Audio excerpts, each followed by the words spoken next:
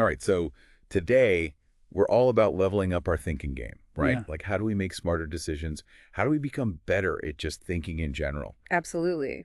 And to help us with that, Yeah. we are diving into Mhm. this awesome book Yeah. called Scout Mindset by Julia Galef. That's right. Have you heard of this one? I have. It's such a good exploration of why we so often make bad decisions Yeah. and why we cling to bad beliefs. Yeah. And it all comes down to this idea of like, Mm-hmm. would you rather have a map that makes you feel good but is totally wrong? Or Mm. would you rather have a map that is accurate even if it shows like some treacherous terrain ahead? Yeah. You know, Yeah. that's the difference between what Galef calls scout mindset and soldier mindset.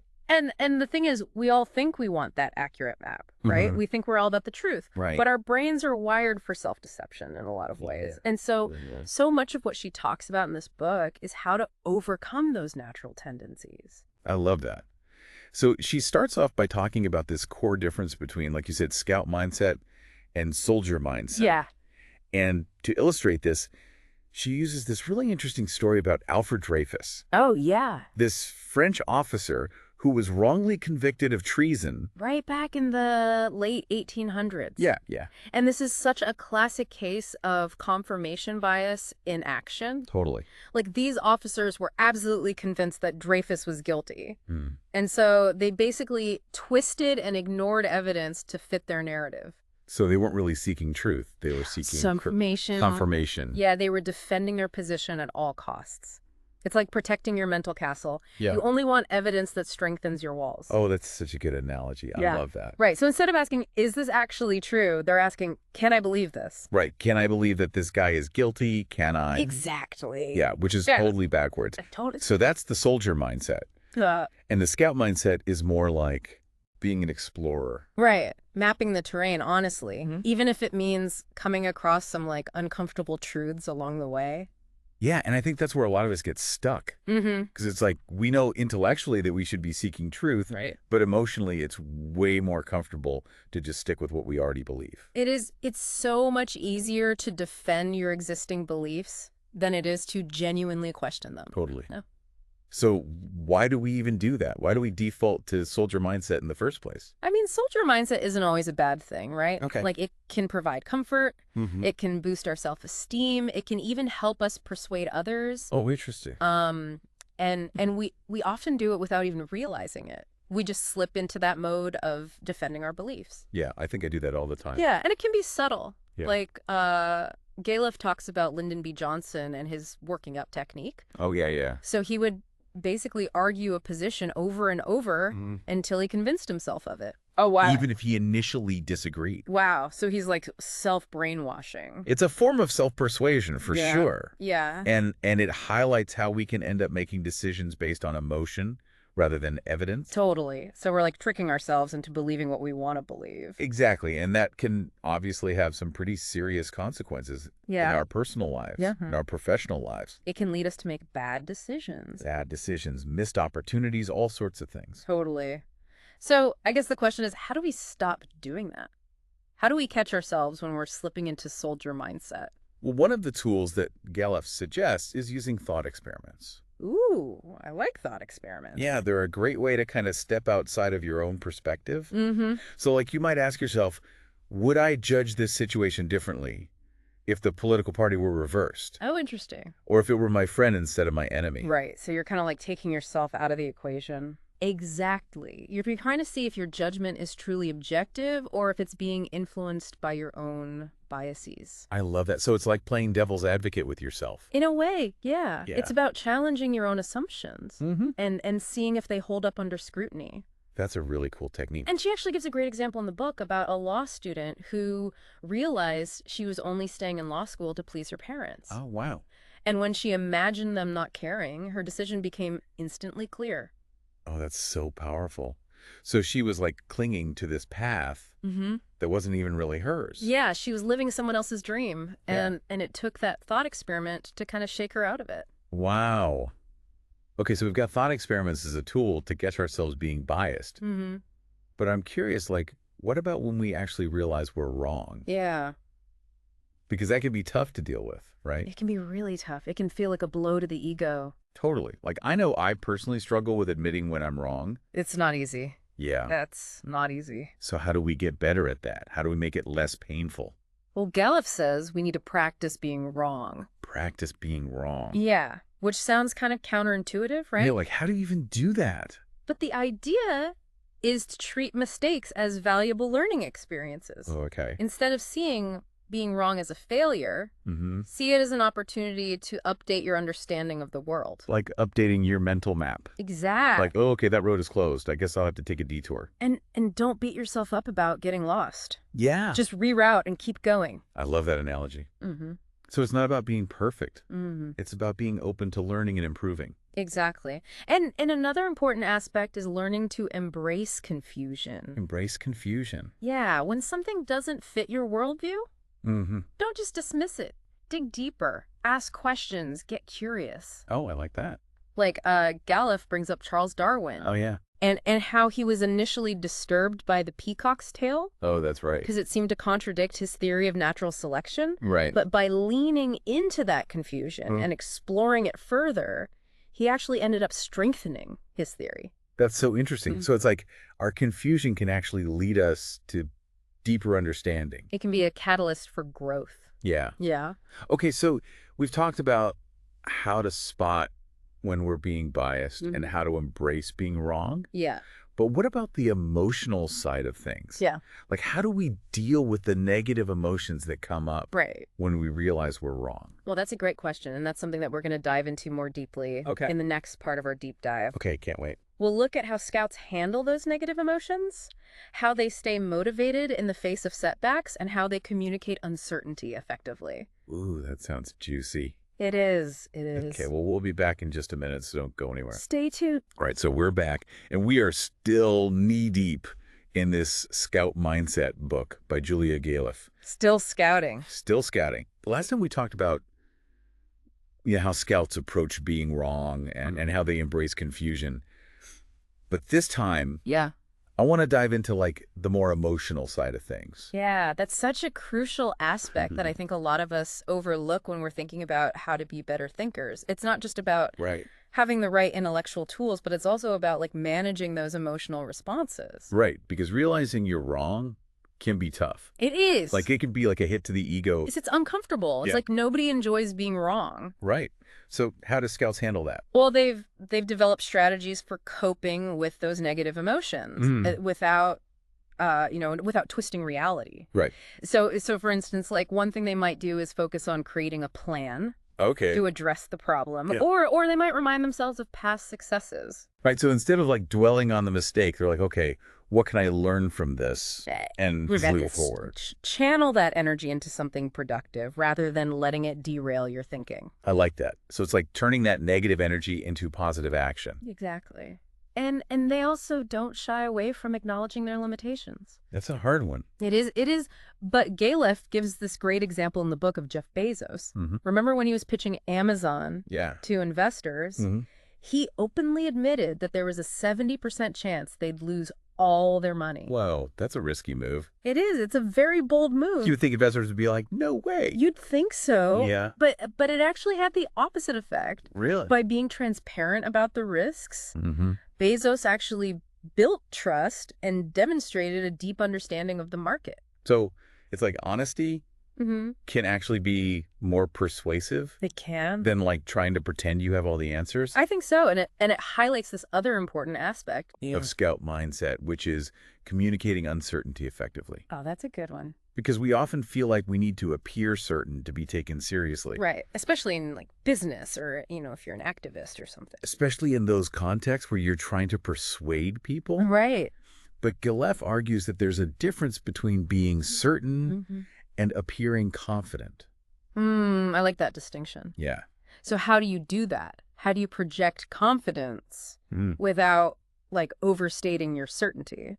Well, one strategy is to use more nuanced language. Okay. So instead of saying, this is definitely going to work, you might say, based on the data we have, Right. here's the most likely scenario, but there's always a chance things could go differently. So it's like you're acknowledging the uncertainty, But you're still like moving forward with a plan. You're being realistic Yeah. without being defeatist. I like that. And you can be inspiring without overpromising. You can still paint that compelling picture of the future you're striving for Right. without claiming to have all the answers. That's a good point. Hmm. Okay, so we've talked about how scouts handle their own emotions Yeah. and how they communicate uncertainty. But what about interacting with others, especially people we disagree with? Right, because it feels like everyone's so entrenched in their own beliefs these days. It does. Like having a productive conversation across ideological divides seems almost impossible. Right, like I've tried watching news channels that lean the opposite way politically. Yeah, And honestly, it just makes me want to like throw my remote at the screen. I get that. Yeah. And simply exposing ourselves to opposing views often isn't enough. Right. In fact, it can sometimes backfire and make us even more entrenched. Oh, that's interesting. Yeah. So how do we do it, right? How do we actually learn from people who see the world differently than we do? Well, one of Galef's key strategies is to seek out people who share your goals, Okay. even if they disagree with your methods. Oh, I like that. So she tells this story about her journalist friend, Kelsey. Kelsey's an atheist, Okay. and she had a close friend, Jen, who was a devout Catholic. Okay, so very different worldviews. Very different worldviews. Yeah. And they disagreed on a lot of issues, especially those related to religion. But they were able to have productive conversations Because they both cared because about... they shared a common goal. Yeah. They were both passionate about social justice and making the world a better place. So it's like finding that common ground. Finding that common ground, Yeah. that shared purpose that allows for more open, respectful dialogue. I like that. And it makes me think of something else that Galef talks about, which is like listening to people that you find reasonable, even if you disagree with their conclusions. Yes, it's not about seeking out any random person who holds an opposing view, but finding those who argue in a way that you respect, even if you ultimately disagree with their position. Right. So it's not just about like hearing the other side. It's about like hearing it. It's about the quality of the argument. Yeah. She uses the example of Jerry Taylor, who was a former climate change skeptic, Okay. and he was persuaded by an economist who framed the issue in terms of risk and uncertainty. Oh, interesting. And that language resonated with Taylor's worldview, even though he initially disagreed with the conclusion. So it's like you're speaking their language. You finding that intellectual common ground that allows for a real exchange of ideas. I love that. Okay, so we're finding that common ground, but then how do we avoid like misrepresenting the views of those we disagree with? Yeah, because it's so easy to fall into the trap of creating straw man versions of their arguments. Yeah. Making them seem weaker or less nuanced than they actually are. Right. We're like oversimplifying them. Exactly. And that's where Galef introduces this concept called the ideological Turing test. Oh, okay. The Turing test. Yeah. That's the one where the computer tries to convince you it's human. Exactly. What's the ideological version of Okay, that? the challenge here is to see if you can accurately represent the opposing viewpoint so well that someone who actually holds that view would agree with your characterization. So you're like really trying to get inside their head. You're trying to steel man their argument. Yeah. You're trying to present the strongest possible version of their viewpoint. Oh, that's such a good exercise. I love that. It's a fantastic tool for honing your ability to understand and articulate perspectives different from your own. It's like empathy for ideas. Yes, it is. Yeah. Okay, so we're doing all this good stuff. We're finding common ground. We're steel manning arguments.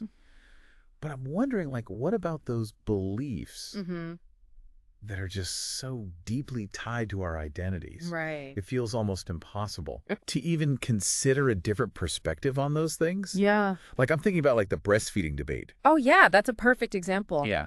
Galef talks about how that debate has become so emotionally charged because it taps into these deep-seated beliefs about motherhood, about feminism, even about our relationship with nature. Right. It's like way more than just like a practical decision. It is. It's like... It's about value. It's value. It's about identity. Right. So when a belief becomes part of our identity, it's way harder to change our minds. Way harder. Even when we're presented with evidence. Even when the evidence is staring us right in the face. Because it feels like we're like betraying ourselves or our tribe. Yeah. It feels like a personal attack. Yeah. Galef points out that there are certain signs Okay. that a belief might have become an identity. Okay. Like what? So things like using inflammatory language, Mm-hmm.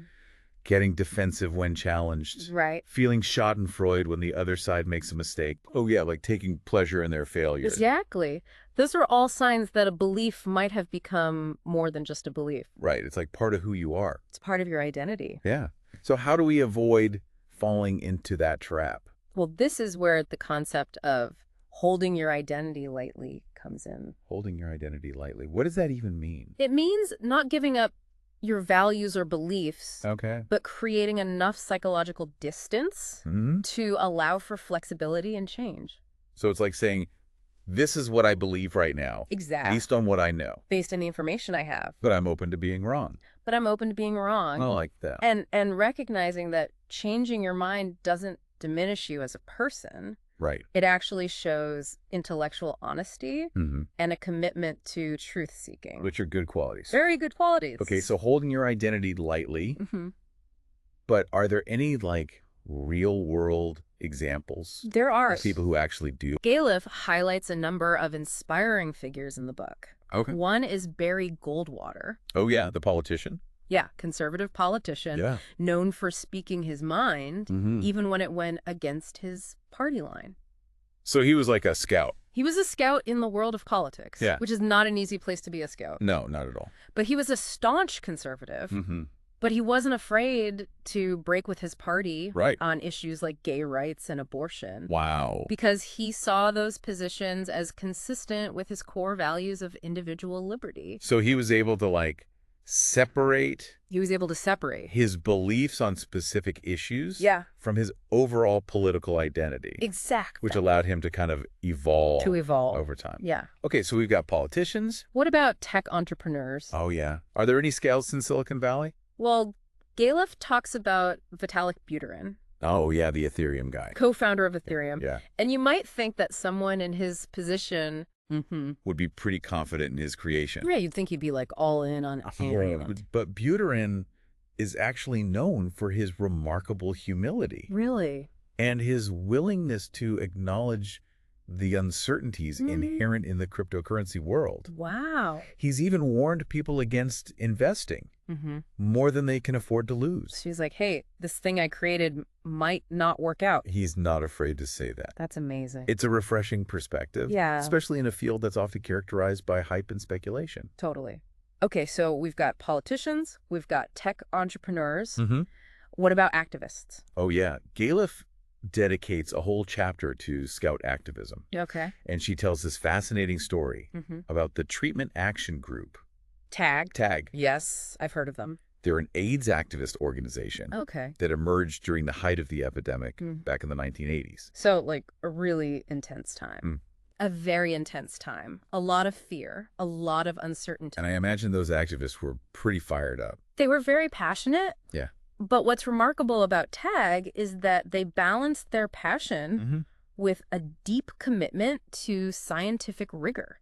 Oh, interesting. They became known as citizen scientists, Citizen scientists. I love that. studying complex medical research Wow. and advocating for evidence-based treatment strategies. So they were like fighting for a cause Mm-hmm. they deeply believed in, Yeah. but they were also willing to adapt To adapt. their Okay. approach Yeah. based on new information. Based on the science. Yeah. And that willingness to be flexible and learn from experts Mhm. actually made them more effective activists. Oh, that's so cool. They were able to influence policy and drug development Mhm. in a way that wouldn't have been possible if they'd stuck to a purely ideological or emotional approach. This like scout mindset can actually make you a more effective activist. That's amazing. Yeah.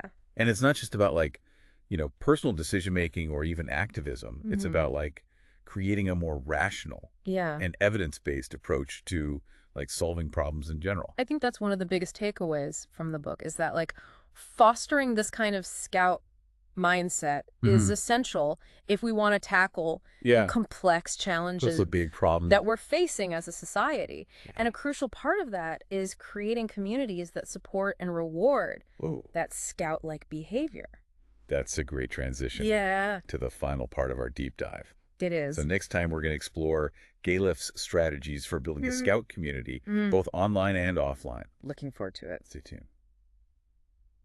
Okay, so we're back and ready to wrap up our Scout Mindset deep dive with Julia Galef's book. It's been quite a journey exploring all these different facets of thinking better. It has. And, we've talked a lot about individual strategies for cultivating that Scout mindset. But today, I want to kind of zoom out a little bit. Yeah. And talk about the role of community. The environment. The environment. Yeah, exactly. Yeah, because you can have all the right intentions Right. as an individual. Mm-hmm.